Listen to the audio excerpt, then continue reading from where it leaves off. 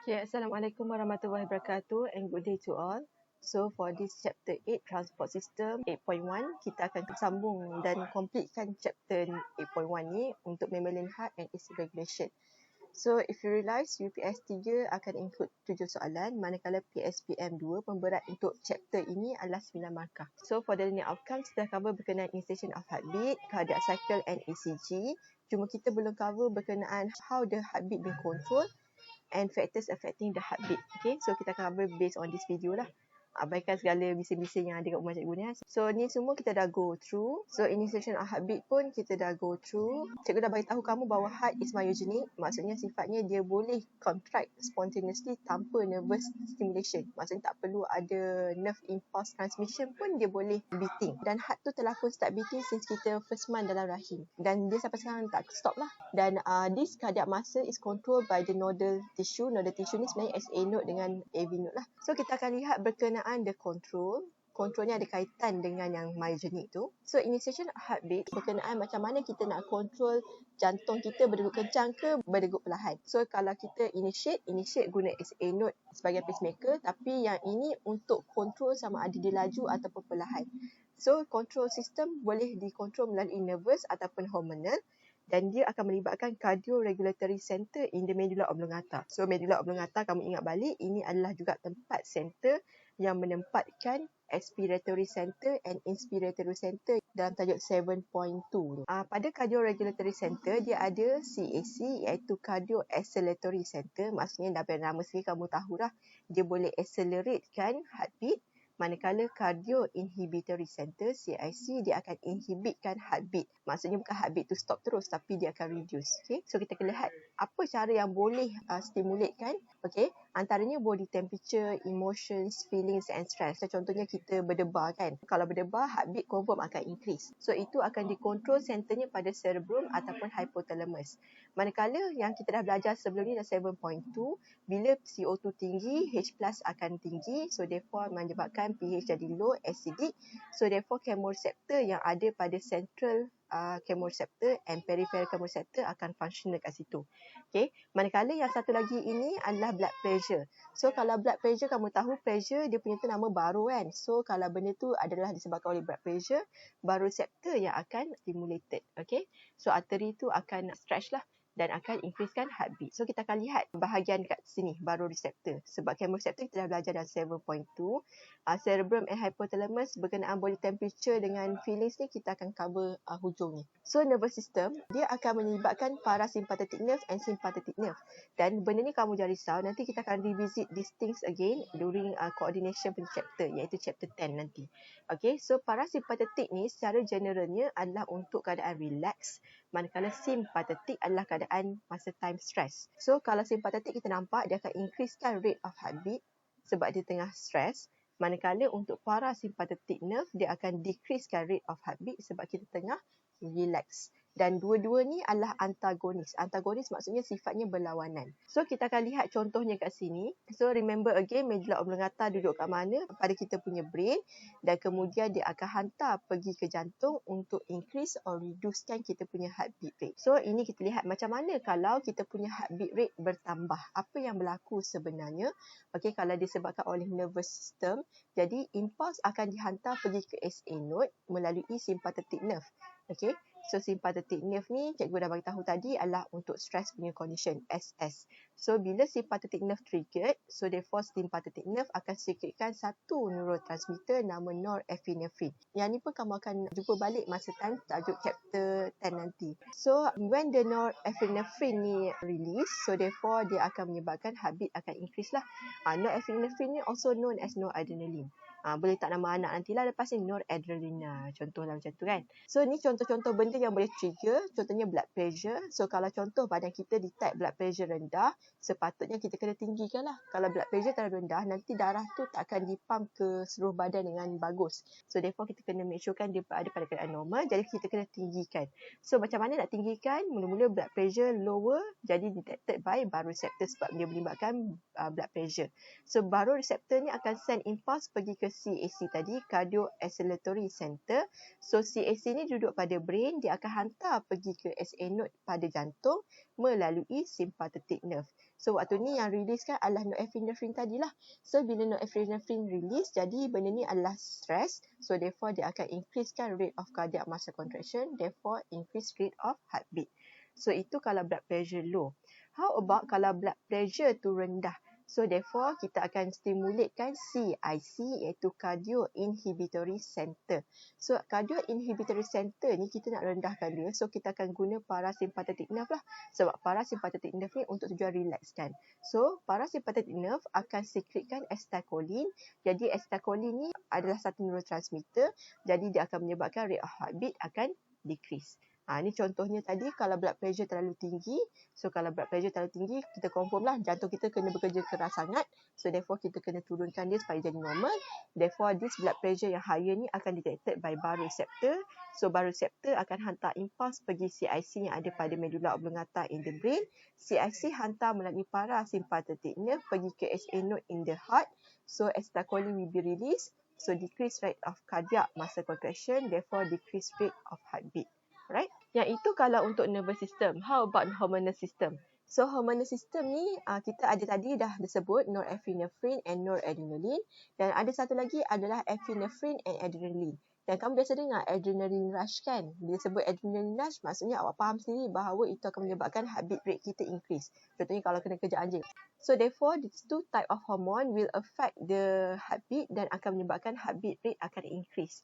Kerana apa? Dua-dua hormon ini akan disekretkan oleh adrenal glands. Tujuannya adalah untuk berdepan dengan physical and emotional stress. So bila kita physical or emotional stress, maksudnya kalau kita rasa tak sedap, kita rasa berdebar, kita rasa pressure, ataupun takut, ataupun physical, so therefore ia akan menyebabkan kita punya norepinephrine ataupun epinephrine ini diriliskan oleh adrenal gland, which will increase the rate of heartbeat rate. So ini akan functional ke atas SA node jugalah. So kesannya sama, physical emotional stress, tapi rather than baroreceptor yang detect, ini akan detected by hypothalamus. Sebab kamu tengok balik yang tadi, awal-awal dia ada cakap bahawa hypothalamus akan detect emotions, feelings and stress ni. So therefore, hypothalamus yang akan control bahagian ini. So this part will be handled by hypothalamus. Hypothalamus akan hantar impuls pergi ke CAC. So CAC rather than terus hantar pergi SA node, sebaliknya sebab benda ni kita nak suruh dia riliskan hormon. So hormon kena hantar pergi gland lah. Gland ni adalah organ yang riliskan hormon. So CAC yang cardio acceleratory center will send impulse pergi adrenal gland. Adrenal gland bila stimulated, dia akan secretkan epinephrine and norepinephrine into the bloodstream.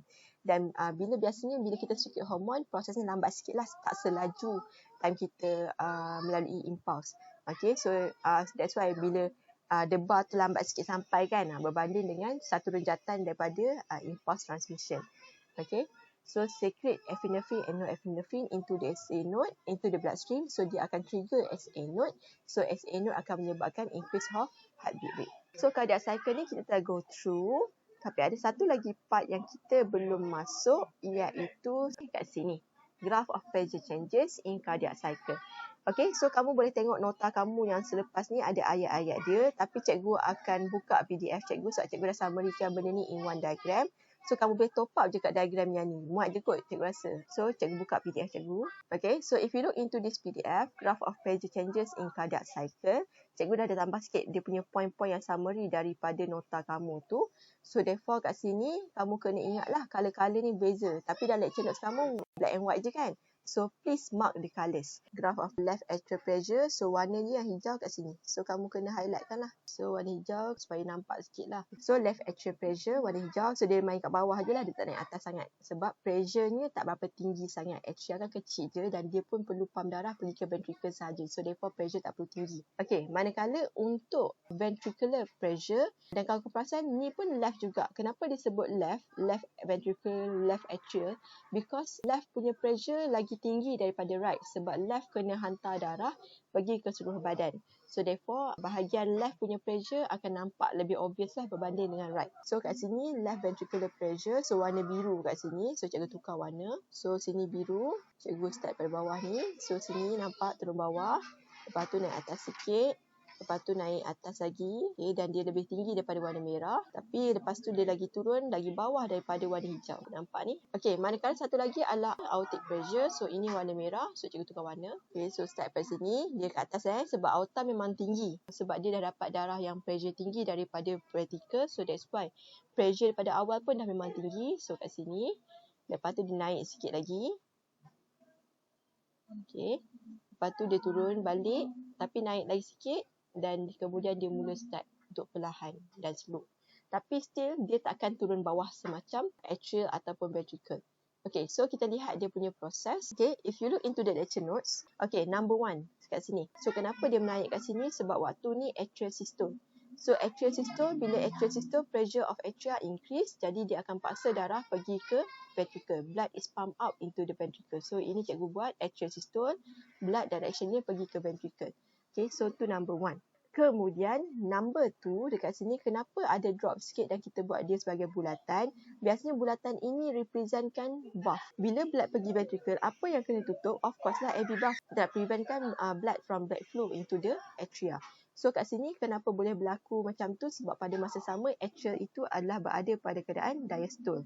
So therefore pressure in ventricle tinggi dan akan menyebabkan AV valve itu close dan menghasilkan the first sound, iaitu loop. Okay, so kalau tambah kat sini dia akan menghasilkan loop sound. Manakala yang nombor 3, waktu ni kita lihat ada biru ni increase. So 3 ni representing the graph for ventricle. So graph untuk ventricle waktu ni kita nampak pressure nya increase due to the contraction of ventricles. So bila ventricle contract, blood pressure in ventricle rapidly increase. So dia akan naik.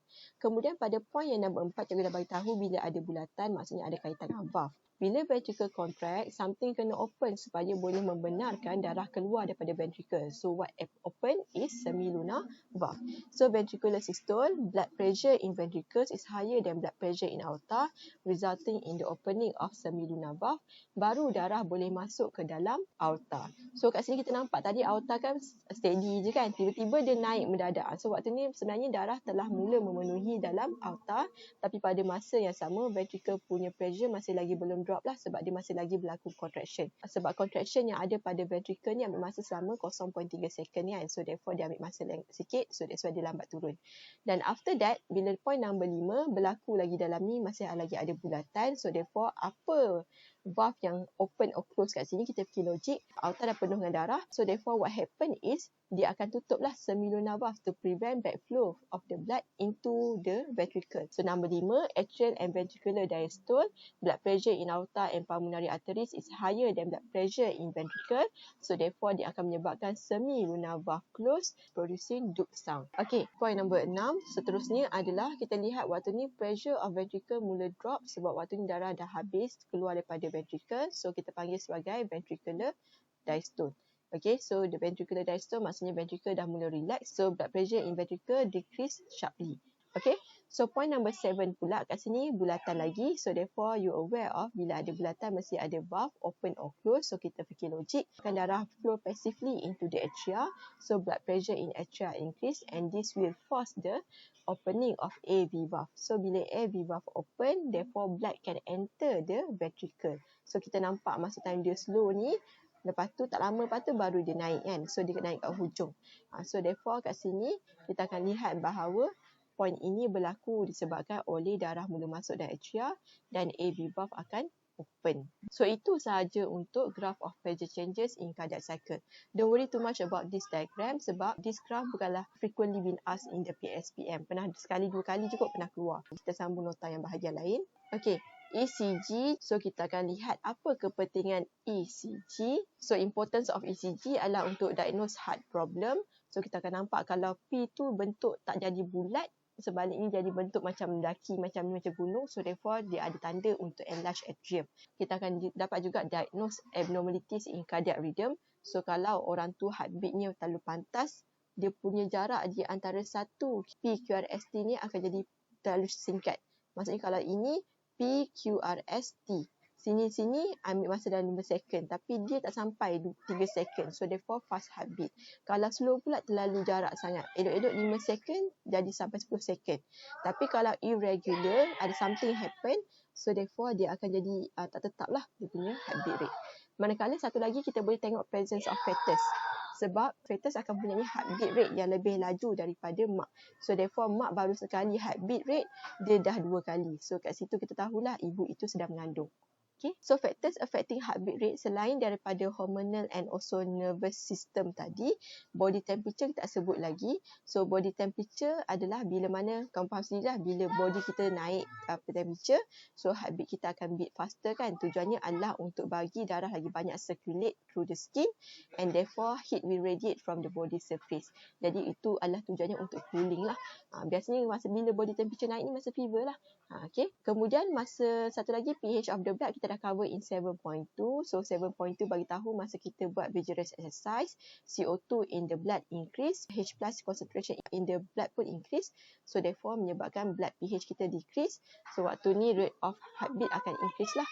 So kenapa bagusnya kat sini? Jadi affinity of hemoglobin towards oxygen akan reduce dan akan menyebabkan lagi more CO2 release through exhalation. Alright, so itu saja untuk 8.1. Alright, so that's all guys. Thank you.